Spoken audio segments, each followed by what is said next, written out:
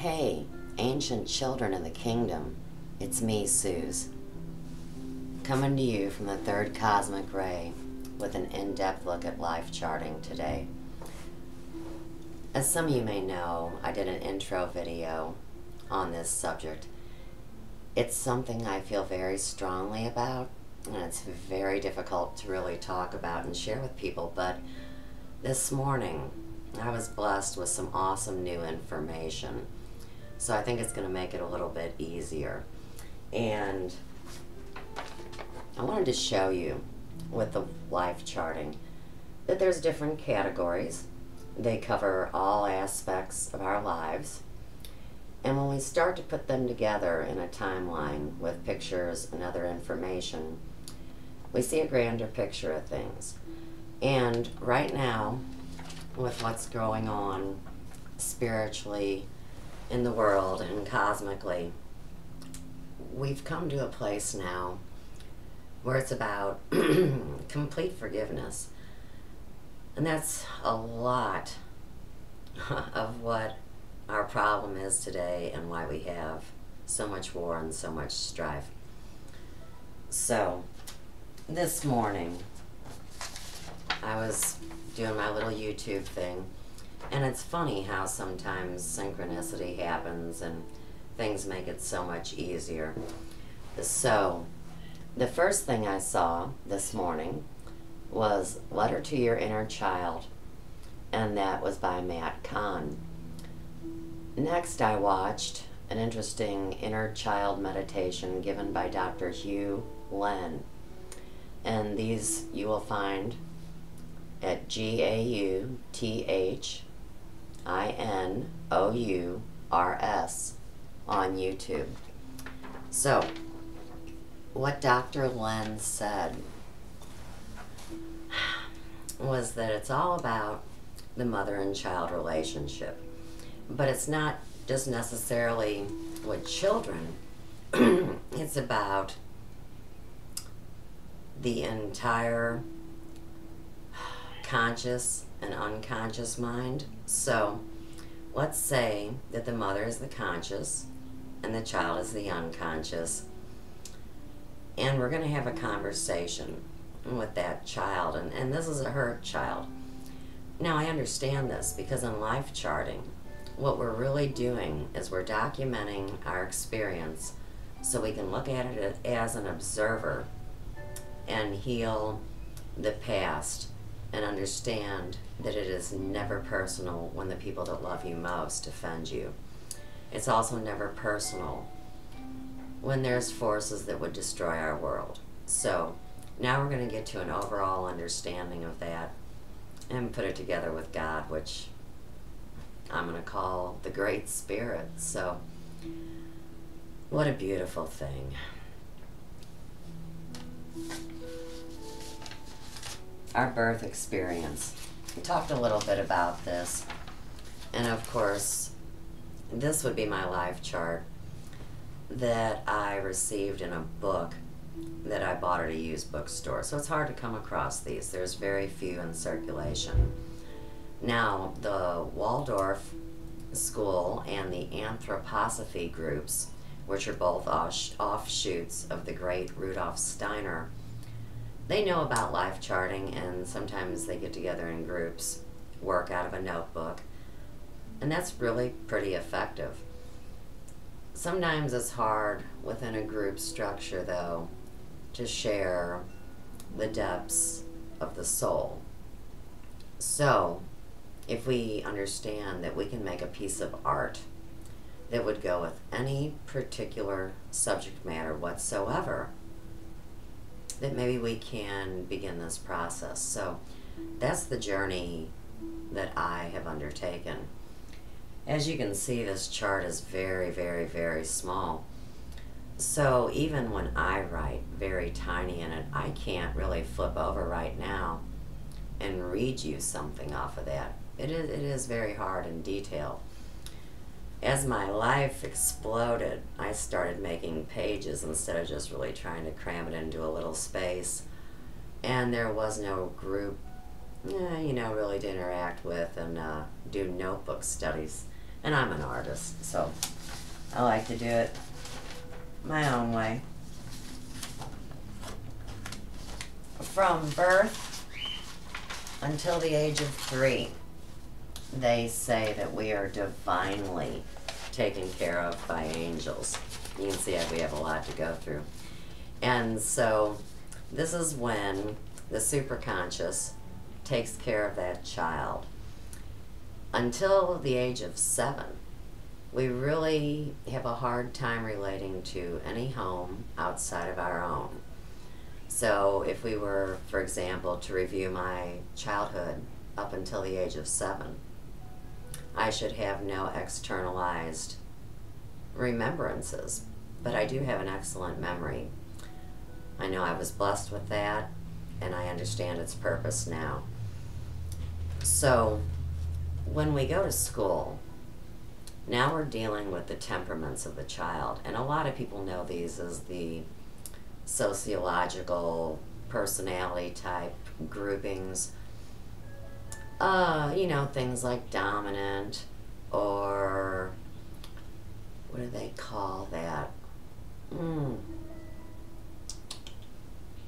Well, you get the idea. Nothing's coming to my head, and I should know them all. We'll cover that in the Steiner. But your temperament dictates things.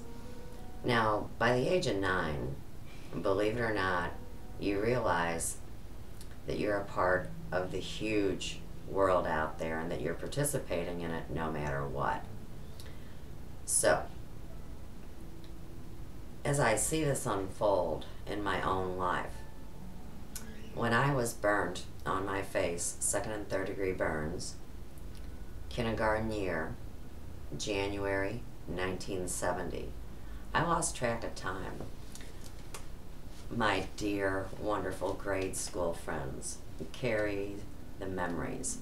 And so we had a wonderful discussion at my birthday about what they remembered about me being burned. And that was a tough one because my mother was responsible for burning me with water. So everybody says, well, how did it happen and whose fault was it and what should we do to him now? And none of these are the relevant question. So I'm going to go back to Dr. Len. Now, he had an exercise in his meditation, and me finding my inner child obviously is tough because I had such a hard first 7 years. So first, you know what we're to do is we're to speak quietly and ask this child, may we say I'm sorry and ask for that forgiveness. And of course, we're sweet, the child's going to accept it. Then we move on to touch one hand and then both hands, understanding in this process that the second hand is always going to be the hardest. And then we're going to touch that child's shoulder. And then they're going to repeat with doing both shoulders. And by this time, this inner child is your perfect partner, whether it's in business or in life. And I thought that was really cool because on this great journey to being able to simply accept myself or love myself or share my story without complete embarrassment, that it could take me to such a place where maybe I could help others. And so that is my sincere hope, that we can all heal our pasts and enter whatever kingdom is coming, because it's coming soon. And I am really not a doomsdayer. I have been waiting since I was little for heaven on earth, and I've seen great years, so I really do believe that's what's ahead. But I believe our reality is a great part of it. So hence the life charting, guys. Let's go back to the year, my kindergarten year, when I was burned. You know, at the beginning of that year, the NASA people come and they visit the grade school, and they tell us all by college that we'll be on jetpacks, you know, going to college, and we'll be venturing out into the galaxy to go live on some other planet. So I distinctly remember that, and that would be in my life chart, obviously. Now, something that I'd like to relate at this point, when I met back up with my grade school friends, I made a little sorry letter. And for those of you that know me, I am very strong-willed. And so my kindergarten teacher, when I was given my progress report, said that I was really quite social and did well in school, but I needed to be a little more considerate of other people when I asserted my individuality. And I often wonder what she was going through at that time, because my dear kindergarten teacher was suffering from cancer and none of us knew. So now we're going to open this story up bigger and see how she had to, speak a language to leave a record, to leave a trail, and it was a beautiful one. It's pretty neat. Now, another piece of paper that I have here would be the story of my grandparents, and this would be on my paternal side. And my grandma Opal loved me. I was the only granddaughter, and she left so many things. So now when I share with you, I have my family's lineage, and that means so much to me. I didn't grow up in a traditional home where the stories were told, and so now I'm blessed to leave the stories for my grandchildren, which I find very important. As we go on, I regained a conscious memory, a memory of, let's say, the mother in the relationship. I couldn't go back and say I was sorry to that little child because it was still too close to me, but I was functioning. So grade school was good. By the time that we go into puberty, they say our soul comes to the forefront of the experience. So we have our physical temperament in childhood, then we have the soul that asks the question, why do I believe what I believe? And to some people, especially if you're being fear-based, this is like the 7 deadly sins and all the bad stuff we go through. And of course, high school was wonderful, and I love my high school friends, but we were all dealing with things.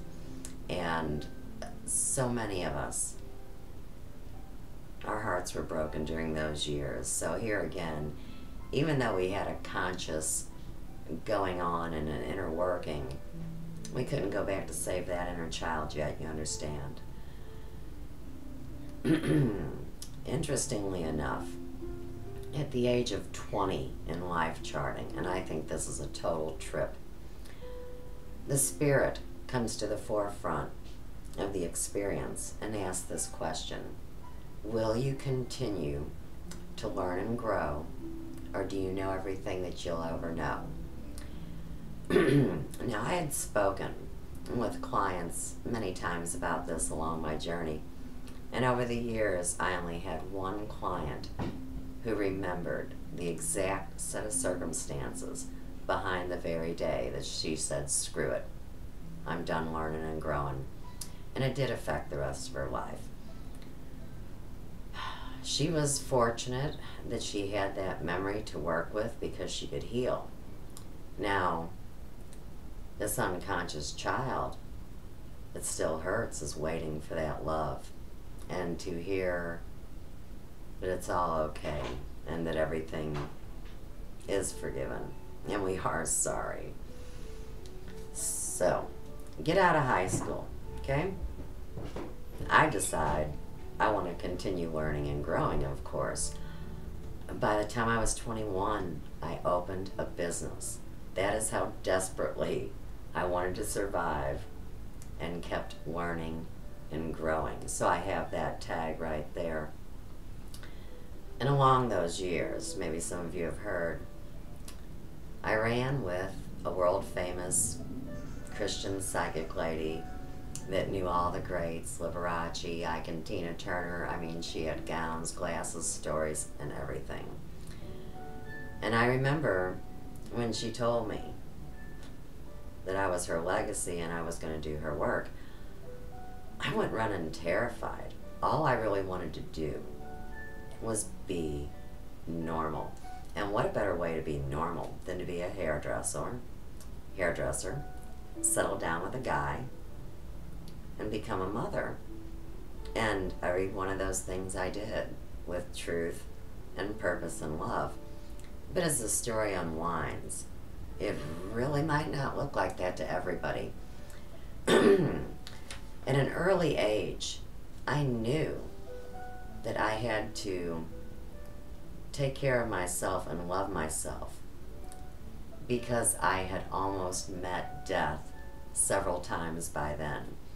Before I was burned, I was almost shot on the gun range at Scott Air Force Base by a bunch of really well-trained guys. Thank God they didn't open fire, right? And the story with that goes, my dad was a marksman. He was getting ready to go to police academy, and he wanted my mom by his side. He loved her so much.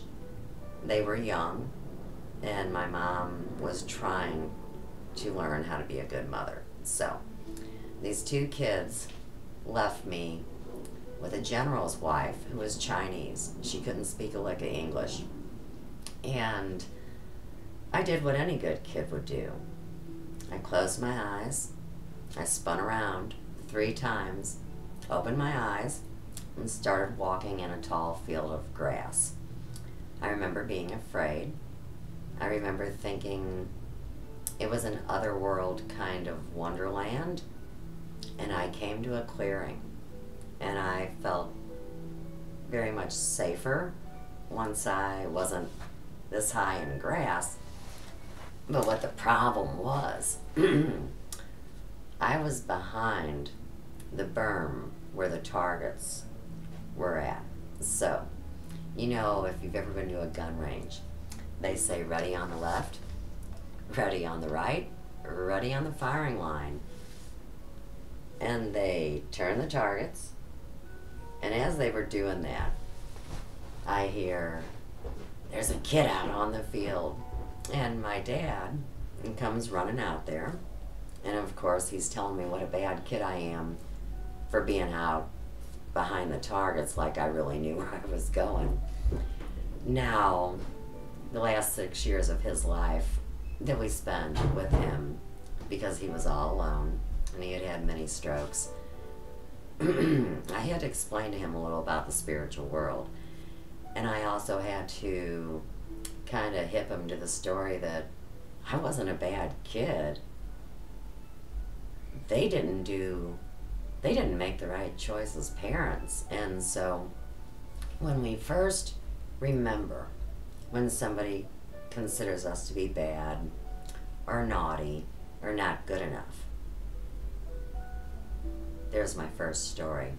Now, on the day, that fateful day where I almost got shot, my mom, you can tell it's hard to talk. Spirit makes it a little difficult because these things are hard for me. My mom brought a snapping turtle home, and my little friend came over to play, and we went up to the fort, and she almost got her finger bit off. So of course, that friend could never come back to my house again to play, and I was tagged the bad kid. That was twice before I got burnt. So, I'm so glad this is all healed now. And I really do hope that after I make this attempt today to communicate with you guys, that the complete healing happens in my superconscious.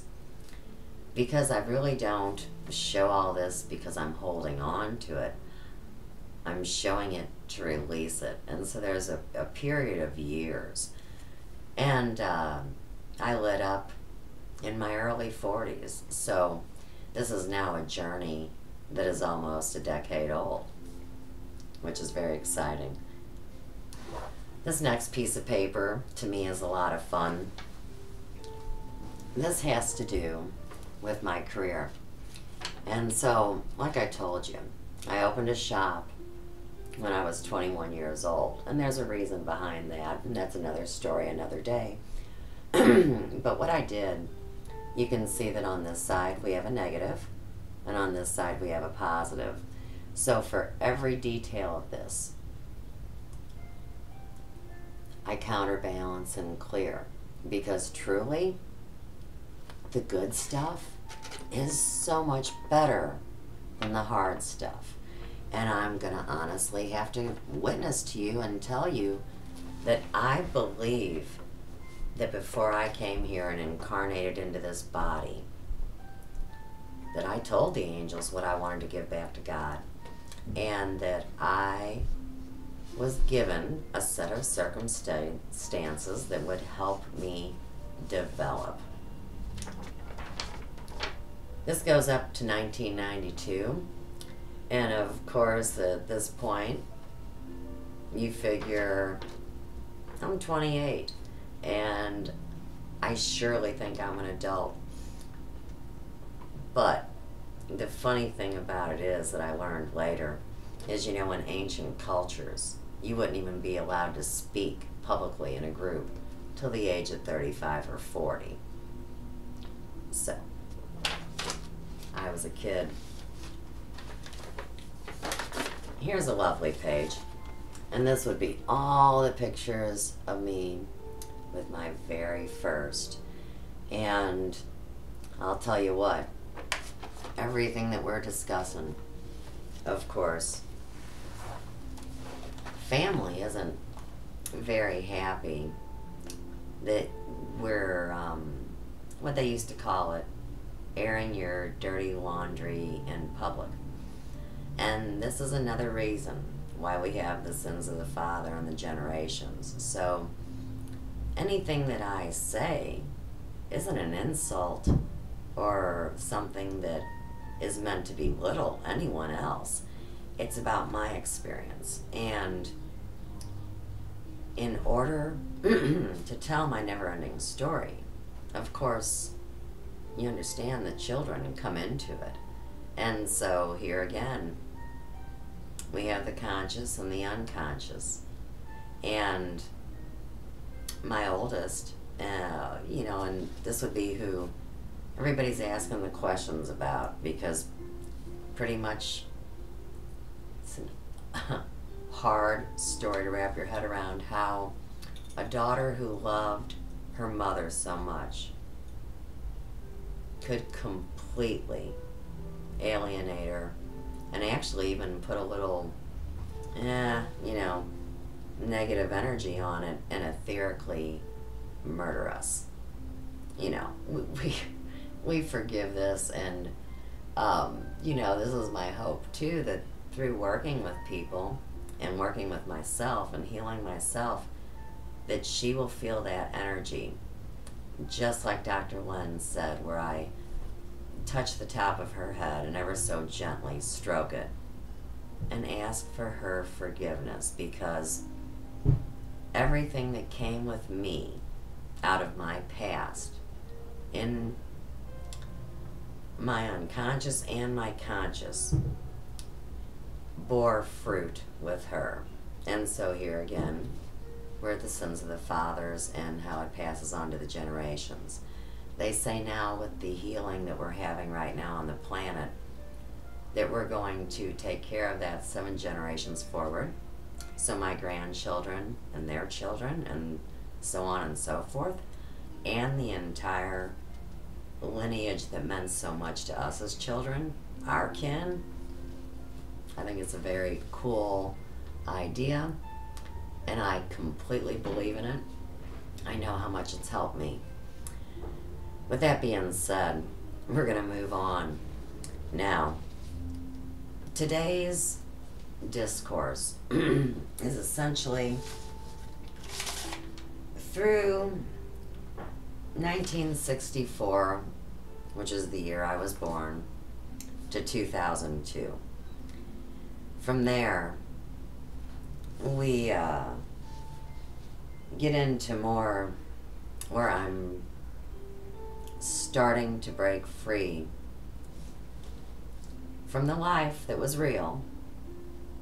But I, although I thought I was awake, was still asleep dealing with a false program. No judgment on myself. We were all dealing with false programs. And, you know, there's a poem. It's called Gnostic Thunder. Oh, it's a Gnostic poem, right. Thunder Perfect Mind. And in there, there's a lovely poem. And I'd like to read it to you now. It says, I am the first and the last. I am the honored one and the scorned one. I am the whore and the holy one. I am the wife and the virgin. I am the mother and the daughter. I am she whose wedding is great, and I have not taken a husband. I am knowledge and ignorance. So, I guess now you guys are maybe putting together that Smokey Joe is not the kid's dad. And that's right. I was married a long time, 19 years, to the father of my children. And you know, it's like I had to tell people, I was happy 70% of the time, but the 30% was killing me. And of course that was the stress and the blood pressure and all the things I encountered. And as much as I really was trying to live and be who I say I am, the time hadn't arisen yet to where I would wake up. So, to the best of my ability, I did live a truthful and a purposeful existence. You know, like I said, I'm not really in a judgment place anymore. Okay. We've covered up until we moved to Ferguson, right. So, I'm the big whore. We went over that. And off I go into my true purpose. To unite with my twin flame soulmate and to do a great work. Now we get to have an awesome time in the meantime. But we also knew we had one good fight left in us. And this next month of June, I believe that I will be led to define that fight even a little more than what is obvious at this point. And what that's about is really sovereignty, and for us to arise to becoming what they call sovereign integral. I am, we are. So, just like the 100 monkey thesis, we hyperspeed with our learning, and you see it all over the place, especially since February of 2015. We're learning so quickly right now, so many upgrades to our beings, and I remember so well, you know, 2007 was when the scarab appeared. It's when all the manifestations happened. It was an incredible time. Now, if we want to look at the sad side of the story, sure. I moved to a town. I'm blacklisted. Actually accused of being a witch. Told I'd never get into the town.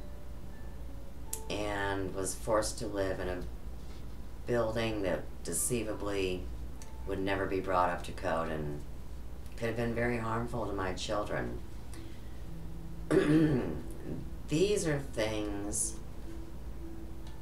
that I guess as we look into these charts and see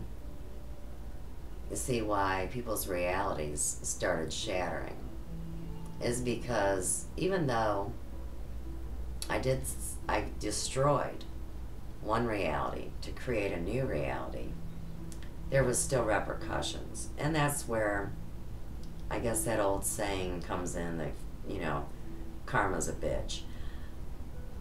But, here again, who are we in this state of humanness now that any of us can say that we know the divine plan? And believe me, people think that I do, and sometimes when I speak, I believe myself fully too. I mean, the phenomena came directly to me and revealed, and here I am now, so I know all these things are true. The life charting of it, I think, is a blessing, because besides the fact that you leave all of this, whether it's for the blood family or the spiritual family or the galactic family, it's all about the love. This is my 2010 review. So we came here in 2007. By 2010, I was opening my business here. And of course, because I am who I say I am, we were approved unanimous, 6-1. Right, we don't even want to bring that up. 6-1 in favor, yes. Special Provisions Clause, Article 15.9. I proved I was worthwhile and valuable, so that's nice. We moved to this beautiful home, and in that same year, both of my parents passed. And really, I know people are so sad when their loved ones pass, but I really wish that everyone could remember that we are eternal, and that we are matter that goes in and out of form, and that our loved ones are always with us. And actually, especially the ones that are crossing over after this shift time, you know, their bodies were tired and maybe they couldn't do their job as well. They could serve their highest order, working in the astral, sending back love, and then we are sending love back to them. Hence, when we breathe with the in-breath, we're thinking of all the love coming in from the universe. And when we exhale, of course, we're going to give that same amount of love back. We move into a house, we open a hair shop, and I have both parents pass. That's 2010. In 2011 was a big year. That was the year of the Good Friday tornadoes. So we had lived here about 4 months when the tornado hit. The whole thing with the home getting hit, we were so protected, guys. There were 5 tornadoes. One went across the back of the house. One came up the side of the house. We lost the chimney and the beautiful garden that you've seen in the pictures, all the walkways and the bricks and everything. It came from all the chimneys here on Royal and surrounding areas that, I mean, were repurposed. It's a living legacy to what we've survived here. And so I'll tell you the thing about the tornado that will blow your flippin' mind. Right before it hit, I was sitting on this chair, and Joe was out by his truck. He saw a big bolt of lightning hit the AT&T building across the street, and he said, you know, we better get inside. Now, of course, the cats were really babies then. They were kittens, and I grabbed him up and ran downstairs. Joe was on the other side of the door, like in the scary movie, when all all the vortexes shut. Now, of course, Joe being strong, he was able to get through that door and get downstairs, and of course we were fine. Lauren and Ian weren't home. It was just us. We haven't talked about this. I don't think my friends know about this tornado story yet. Didn't mean to throw it on you like that. You know, that's one of the things about how much risk we take when we become close to people, because sometimes the stories of hardship shatter people's realities, because what they're doing really is reliving their inner child's trauma, I guess, is a good analogy of that. And I've lost so many people I love over the years. Actually, some would say I even pushed them away, and by pursuing what I felt like I needed to do at the time. So, I want to show you something.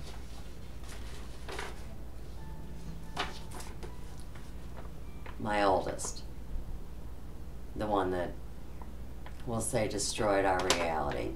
And that's something that when she was born, she rubbed her face absolutely raw.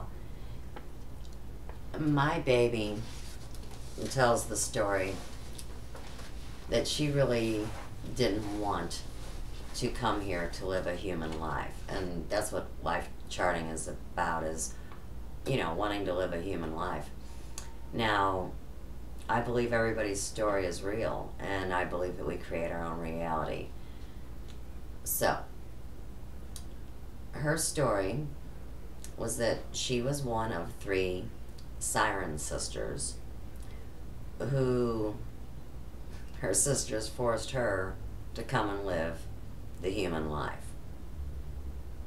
Of course, she didn't tell me this when she was young. I thought she was the perfect child. She was beautiful, happy, carefree, and that's what this chart shows. And it shows our closeness and interaction. And of course, I know deep down we were too close, and sometimes, like I said, people love you too much, and so the only thing they can do is tear themselves away or apart. Kind of like what we've done with our Heavenly Mother and Father God. So I do understand this on a deep level, and that's why I like to use the word understand. By the time I'm at full super conscious, I should be overstanding it if I'm blessed. Alright, back to my little baby.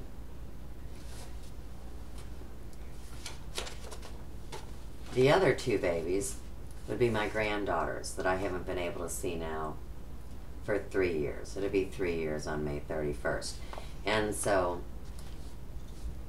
surely I'm not the ultimate mother, but I am a loving mother. And so, this shows that, of course, I was here for each one of these things. And of course, my baby asked me to be in the delivery room and be the first ones to meet these babies. Of course, besides the father of her babies. It's a lot of babies, isn't it? Yeah. You know, in a lot of people's story, they want to blame the other person. So, you know, this is a cute little flyer that I made for their baby shower. And of course, these are all parts of life charting.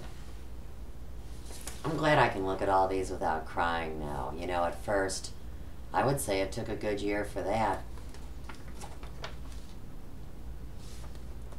Y'all know, well, we shouldn't even use names. You know this one on Facebook. This would be the middle daughter. And there's the ex. And there's my youngest. And you can see that we loved each other. And you know, that's something, because anytime you withdraw love, you really have to consciously be aware of the actions it creates. So, For example, when I realized that I loved a man that I wasn't married to unconditionally, and I had never loved any other man unconditionally, because we know it always comes with conditions, right? Well, what was I going to do about that? Would I lie, be on the down low, maybe be a polygamist? I mean, something had to give, so I told the truth, right? Now, of course, there'd be karmic consequence for that, too. But I do not know the ultimate plan, but I do know that it was the right thing to do. This is a page where you can see I'm still with them. They're getting ready to get snatched up. These are a little harder pages. All right, I think we're done with the pages. Little look in the tunnels of my life. I do appreciate the people that like my candor. These are completely unrehearsed. I do really consider the people that I journey with my friends as much as the ones that I know here. And I want to leave you with this idea. This is a ball of shungite.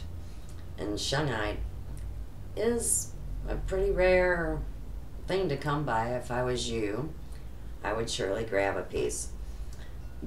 Shungite is from an ancient meteorite bed in Russia, and the water that collects in this bed has no toxicity, where everything around the meteor bed is completely devastated and poisoned. So you can drop shungite in water and let it set for 48 hours, and it will pull the toxins out of your water.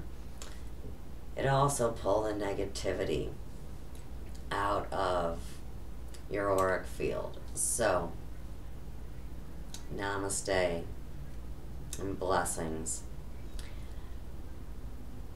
I am going to make the second YouTube that will cover the years after the shift. And they're tough to look at. But, like I can say to you again, it's all been so worth it. And, you know, people sometimes wonder if they could go back and change it, would they? And I say no. So with that, peace, love, light, and hey, let's do some life charting soon. Take care.